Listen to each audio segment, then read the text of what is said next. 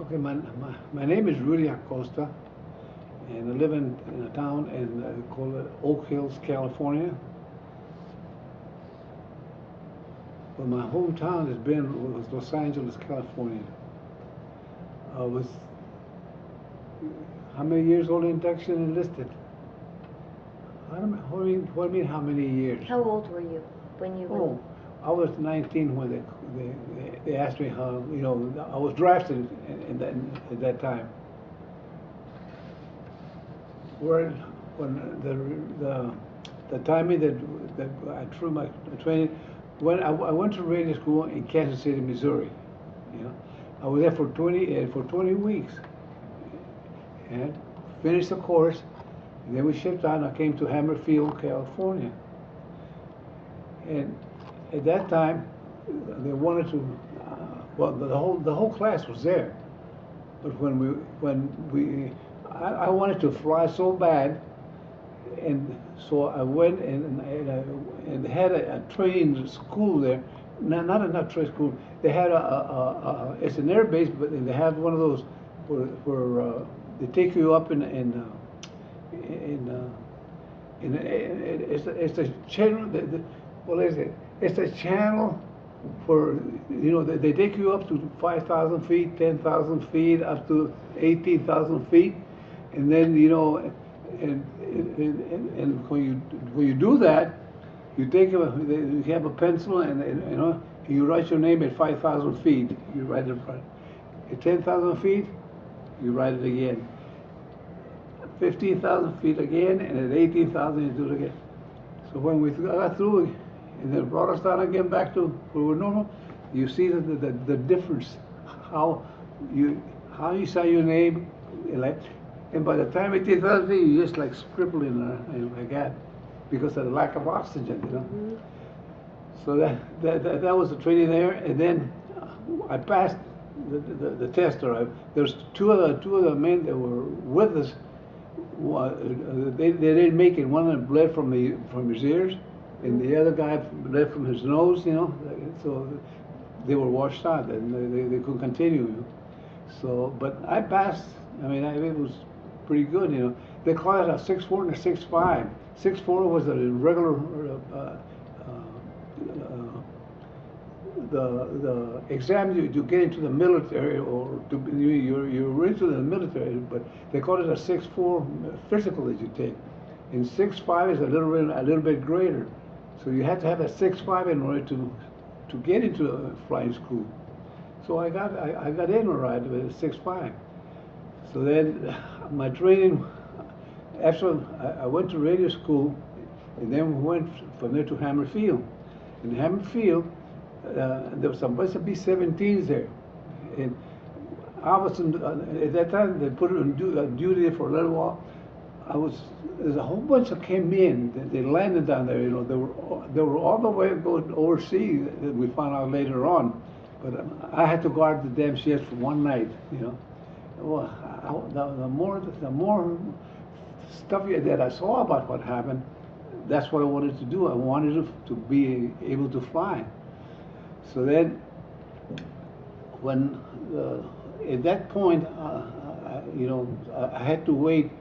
I was there for about 8 or 10 weeks. See, June 19th, when I finished the radio school, and we got over there about 2 or 3 days later, and then I waited until about August, about the middle of August, something like that, and I got a call. I was just going to get my first leave. I had already been in 8 or 9 months in the military, and well, that's what my first leave was going to be that time. So then, I was getting ready to go, and they told me, they told me, well, you're not going to have any more of those deals. They couldn't get no more pass or nothing like that. But I said, well, I haven't, almost 8 or 9 months in the military, and I haven't, about every 6 months you're supposed to get a furlough. Well, anyway, they talked me out of it because it says, you're shipping out right now.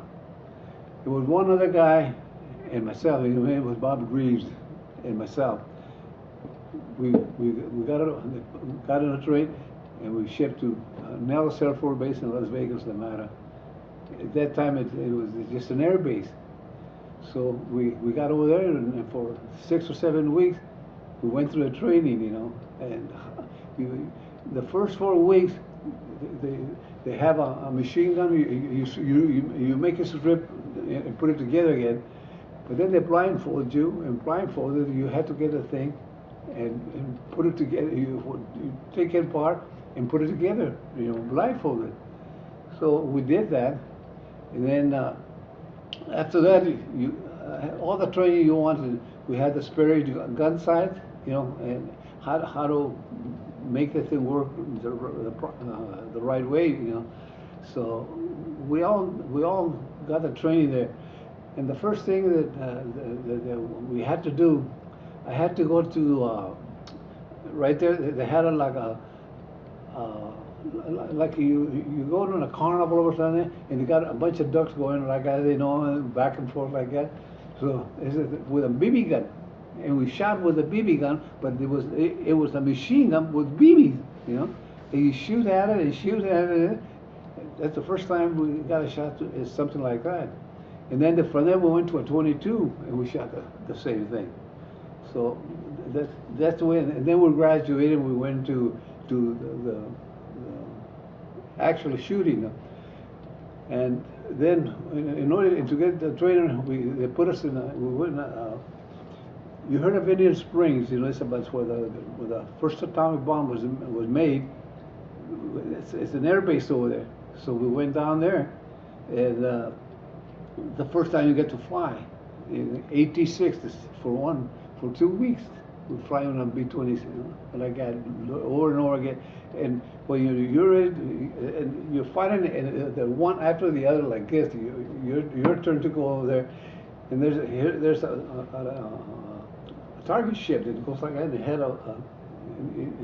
had a pulling what do you call it? He used to pull it off, you know, and it was just like a target? Like a target, yeah. So as you go like that, and the pilot, you know, we're going as fast, about 10 miles an hour, then a little bit 25 miles an hour, 35 miles an hour. The time that it takes to get we're shooting at the target. A lot of time people will shoot it and they hit the cable and it goes down. but anyway, you got to get the air how to shoot at a target, you know. And a moving target. Yeah. Right. And at that point, you know, that you know how to handle it. The percentage was about 10.8. No, it was about 5%. Was of accuracy to get the thing, because you had there was some the bullets were colored, you know, and when you hit the target, you see that's the way they find out you hit the target. So I did, you know, about one of the trips, you know, one after the other like that, and then towards the end, the lieutenant, you know, he's flying, he was on 86, and I'm right behind him. You sit in the back lane, you have a belt, you know, you put it on. And then when you get up, there's on the side, you had the straps, hook it onto one side, so that that will happen. When you stand up with a machine gun, you're not sitting down anymore. The only thing that keep you from getting was the belt. So anyway, so at that time, the lieutenant asked me, he said, "How was your score?" I said, "I'm lousy." You know, I said, I haven't had hardly any hits. Oh, I said, "Don't worry about it. We'll take care of that." So we went on the last trip, and he says, "Are you ready?" I says, "Okay, anytime you want to." So he says, "When I go, I'm going to go to the plane, and I'm going to go right next to the target like that. and then you shoot as much as you can again, and I come back out again. You know? So make him, you know, that's well, you couldn't hit him. The target was right there. You just blasted at it. You know? I got about 25% hit from that thing. So that's the way you train the school. You shoot a 30, and then you shoot the 50 calibers, and they had it mounted on a thing there.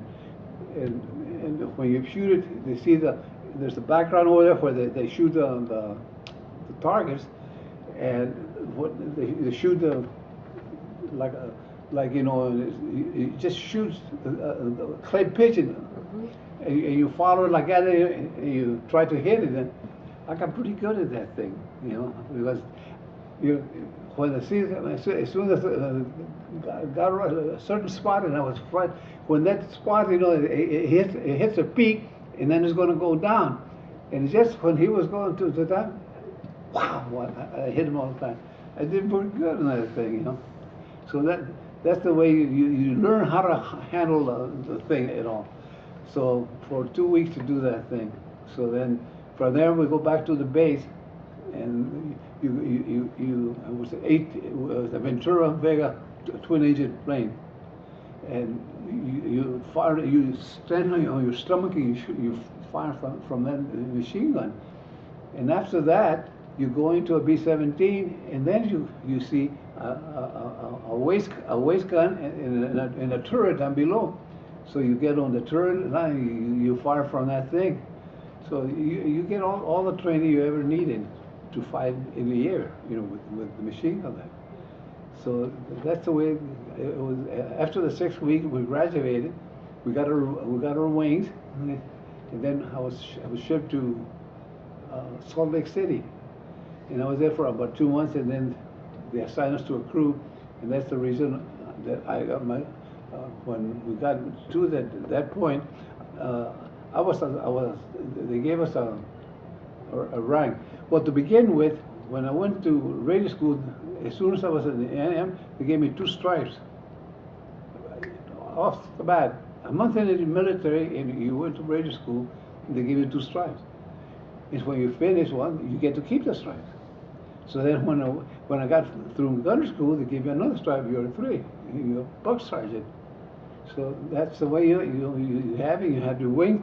So you're all of a sudden you're doing that much good. So then after we got in Salt Lake City, we got assigned to our deal.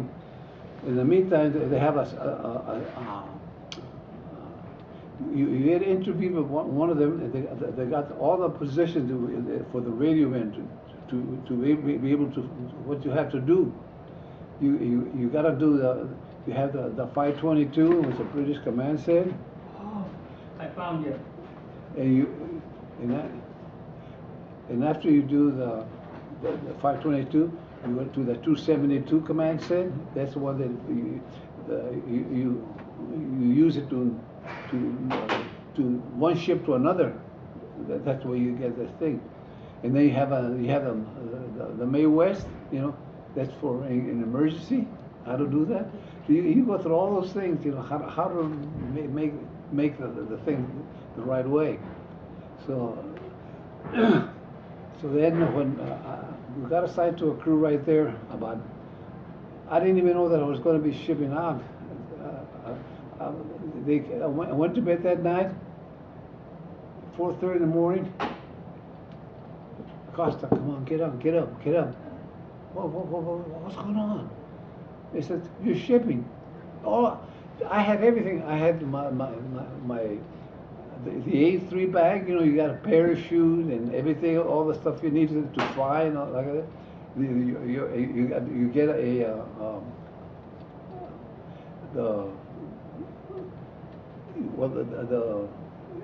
get you get the harness to put it on, and the parachute you got the clips like that. You take it and you put it on and you click it on like that. See, and you got a belly. It's right on your belly. So then we got all that, and I had 2 bears bag and and the the B4 bag, and the A1 for all the equipment. Here you are at 4:30 in the morning, you know you're shipping or nothing, they put you on, and I had to get go about 1.5 miles to the end of the runway out there where we were supposed to go.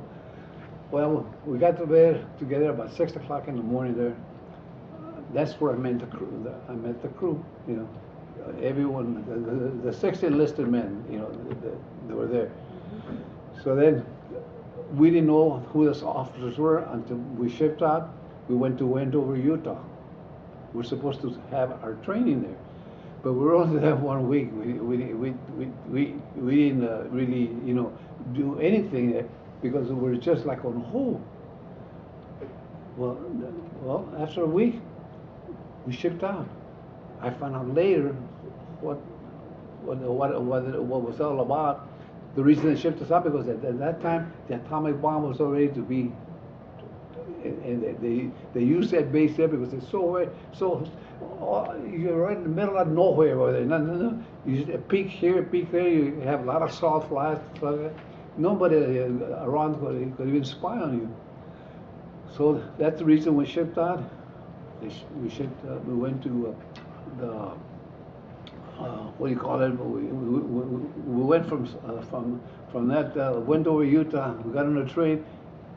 And we came to Marshfield in California. It's only 60 miles from home. It was really good. So that's where we got to train right there. And then the pilot came in, the navigator came in, the bombardier came in, the co-pilot, we all got together. That's the first time we got the whole crew all together. So after that, it was fine. Now, we finished the training for 3 months. We flew together, day and night. We would go day and night. Sometimes at night, sometimes in the day. We were all trained together as a crew. The enlisted men were all in the waste time, but also radio. And I was there banging away at the radio, sending position reports every time. Like you usually would have an emergency. You know what to do with it. So then.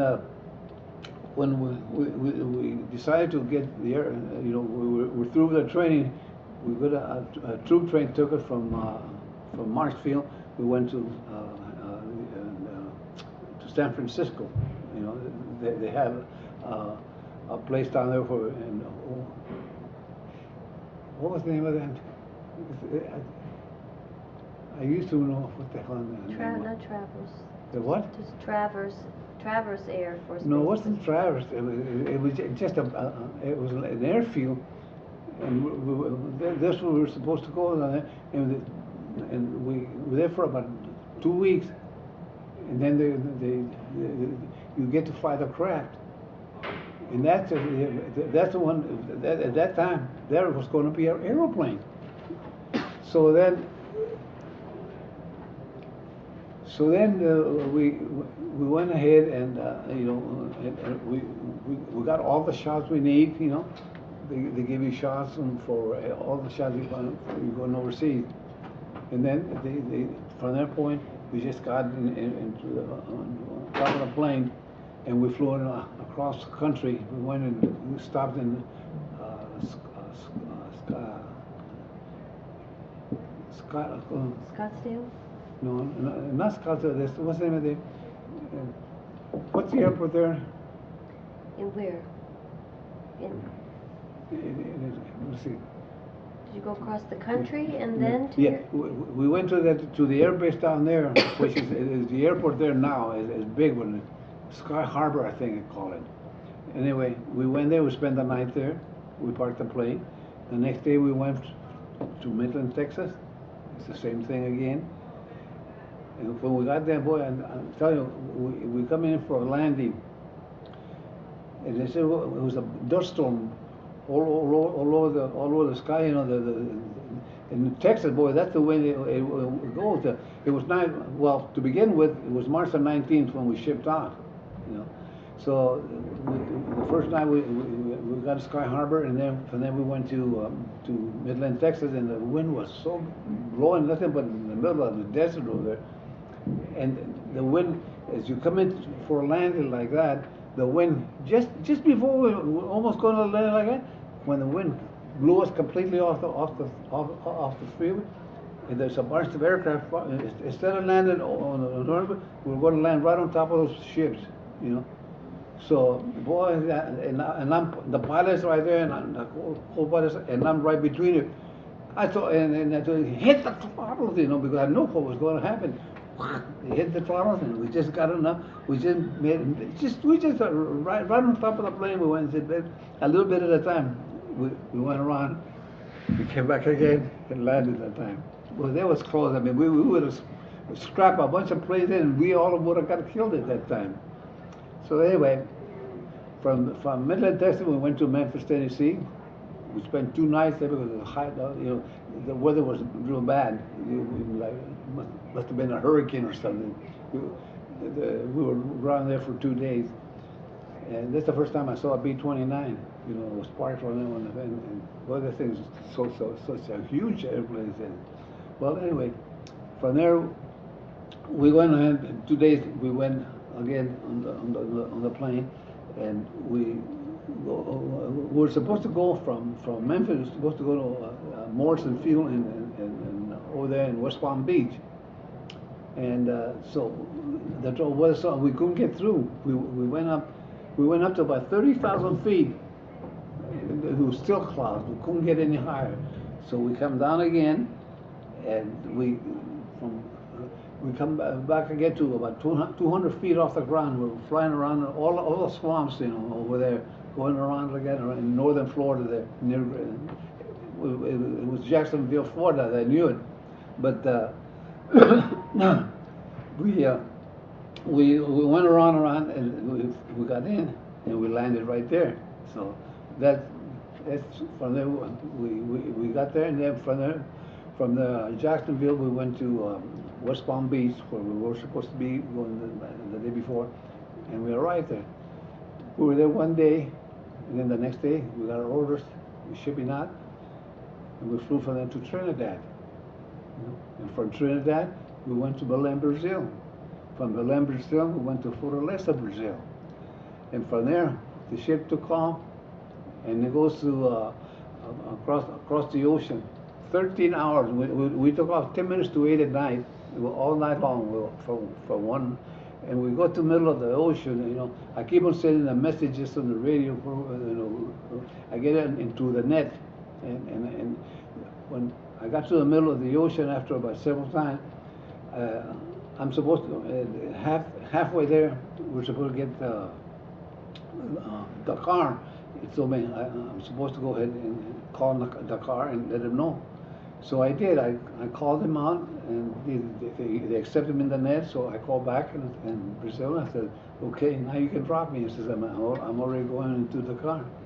So and just as we got, we were going to go land in the car. We're trying to see the ocean because the navigator, you know, we were right. You knew where we were, but the gas was coming down so low. The engineer, I asked him, I says, "Hey Phil, what is how much gas we got?"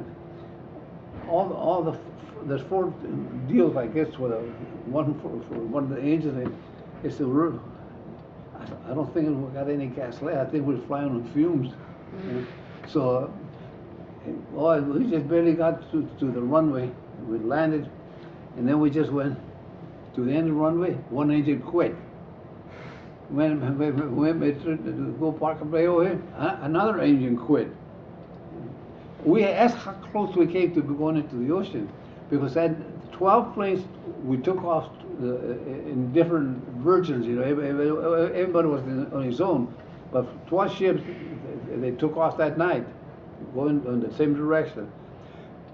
4 of them didn't make it. They had to ditch in the middle of the ocean. 4 of them completely gone. You know, so we had they had a picket line down there where for that purpose, they know where, if they run out of gas, from there on down, they would just wait for somebody to dish. And that's what they did. They pick up all those, after you crash, because we had how to handle it when we went ahead into the water. You come in and you hit the water. like this, and going like that, and then it'll hit the nose again. And we knew when we were to stop, and what was doing. I'm supposed to open the hatch and top and get up over there and tell the people how to get out and stuff. So we learned all that, how, when you dish in the ocean or like that, what to do, you know. So it was good training they gave us, you know. So then when we got from Dakar, Africa, we went to Marrakech, French Morocco, and then we spent one night there, and then we went from there to the Atlas Mountains that have there, about 50 feet high. You know, they're so high, and there's a way to get through, and you go through a pass like that, and you go around it. You know, and the pilot didn't know. I said, how come? He didn't know what to do. And I said, well, I was looking, and I could see the two beasts coming like that. I said, you go right in between like that. You could see a little bit of light over there. You go in between the two mountains like that, and you go like that, and you come back, and you see a clear path. We got across that way. So we landed in Tunisia there, and I told her, I said, you're not supposed to, you know, I get from my radio, they told me what we were going to do, you know, and he told us what our job was, what we had to do in case we, you know, whatever. They want to make sure that you know, that besides the pilot and the rest of it, and me and be a radio operator, I'm in communication all the time, so they told me what to do, and so he went and landed. I said, you're not supposed to land. He said, he didn't answer me. He just let me go ahead. Went and parked away. He went over there. He came back. The navigator went with him too. He got shoot ass over there. He really got shoot ass because he wasn't supposed to land there. You know. Well, from there we took off and we went about maybe 5 miles out in the open there. And that's the point where Ramos, all the prisoners from they had that war, and there was about 100,000 places there where they were all trapped. They could go no place. They took him, and they took all those prisoners out of there. But there was an air base there, but it was a dirt runway, and it was just a little tower, and it's got a tunnel, you know, like you see in some of the planes, you know, they don't have a tower, but they tell you which way the wind is blowing. A windsock? Yeah, like a windsock, like that, yeah. So we landed there, you know. He got his orders again, and then from there we took off. We didn't know where we went until we got there. You know, they never told he didn't know where we were going. So every time we made like that, he always used to, after we get landed, then he told us when we had to land there. Okay, fine. Well, we took off and went across the Mediterranean like that, you know, and we landed in Manduria. That was the headquarters for the 450th Bomb Group. We were supposed to go, and we were supposed to be there. And because to begin with, that's where we were supposed to be, but the day before, that was, we got there, it was April the 5th, you know. The day before, the 17th, from the 449th, 7 ships went down. They went into a target in Bucharest, and they didn't have no fighter, no fighter escort, because the fighter didn't give us the escort until a little bit later in the year, you know. But you're on your own for about 45 minutes before you hit the target, and we don't have any aircraft. I mean, we don't have any of the fighters with us. So anyway, they went to Bucharest that time, the day before, and 5 of the planes that were from the 449th and the 719 Bomb Squadron. we had a 716, a 717, 718. You know, they're all separate like us. You know, we're in the 719. Well, the 719, that's where we were because the five of them ships went down the day before, and two more from the other two.